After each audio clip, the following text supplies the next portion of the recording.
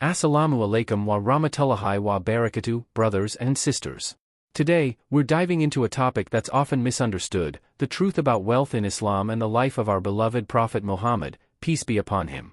Many assume the Prophet lived in poverty, but the reality is far more nuanced. Through his teachings and the Quran, we learn that financial independence, generosity, and community building are central to a Muslim's life.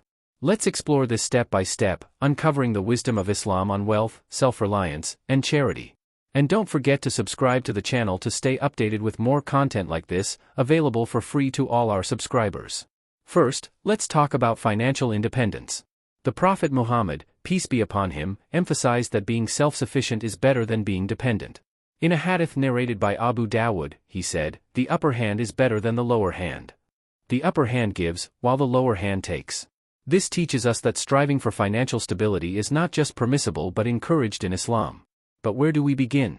The Prophet guided us to prioritize those who depend on us, our spouses, children, and families. In a hadith from Sahih Muslim, he said, "When a Muslim spends something on his family intending to receive Allah's reward, it is regarded as charity for him." This means that providing for your loved ones is not just a duty, it's an act of worship. When it comes to charity, the Prophet clarified that the best charity comes from what exceeds your needs. In Sahih al-Bukhari, he said, "The best charity is that given when you are self-sufficient." This principle ensures that we care for ourselves and our families first, so we can give from a place of strength, not weakness. Imagine a father who spends all his wealth on others, leaving his children hungry. That's not what Islam teaches. Charity begins at home, and from there, it extends to the wider community. Now, let's address the concept of contentment and self-reliance. Allah blesses those who are satisfied with what they have, as the Quran says in Surah Al-Baqarah, verse 155, "And we will surely test you with something of fear and hunger and a loss of wealth and lives and fruits, but give good tidings to the patient." Contentment doesn't mean settling for less, it means trusting Allah's provision while working hard to improve your situation.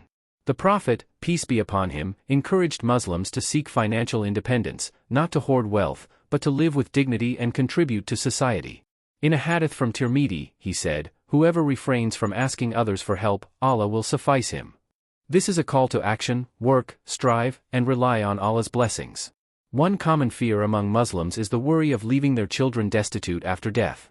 The Quran addresses this in Surah Al-Baqarah, verse 180, "Prescribed for you when death approaches any of you, if he leaves wealth, is that he should make a bequest for the parents and near relatives according to what is acceptable." Allah acknowledges this concern and encourages us to plan for our family's future. But how does Allah provide? Through our efforts and hard work.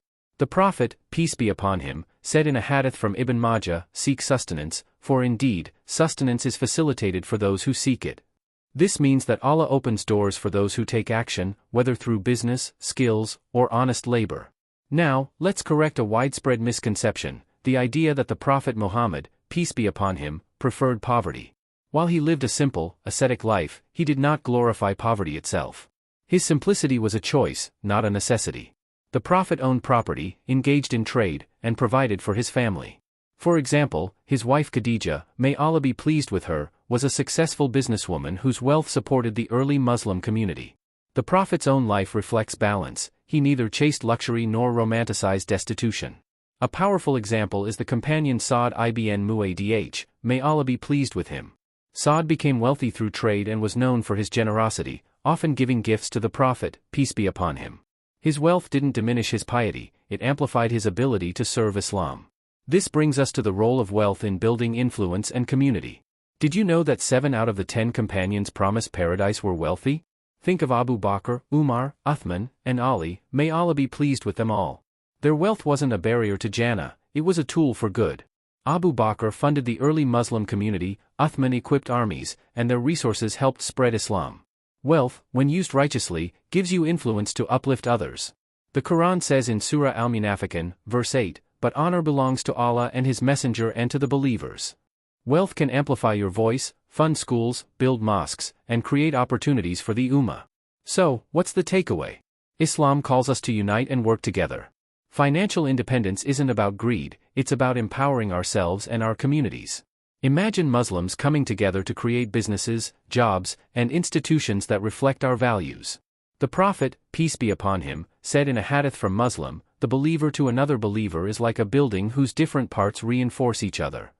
Let's build that structure, create jobs, support each other, and lift our ummah out of dependence. This is the true legacy of the Prophet's teachings on wealth. Brothers and sisters, I hope this inspires you to rethink wealth in Islam. It's not about chasing money for its own sake, but about using it to please Allah, care for our families, and strengthen our community. If you found this valuable, please subscribe to the channel for more free lectures like this. Share this video with others, and let's spread this knowledge together. May Allah grant us the wisdom to seek lawful wealth and use it for His sake. Assalamu alaikum wa rahmatullahi wa barakatuh, brothers and sisters.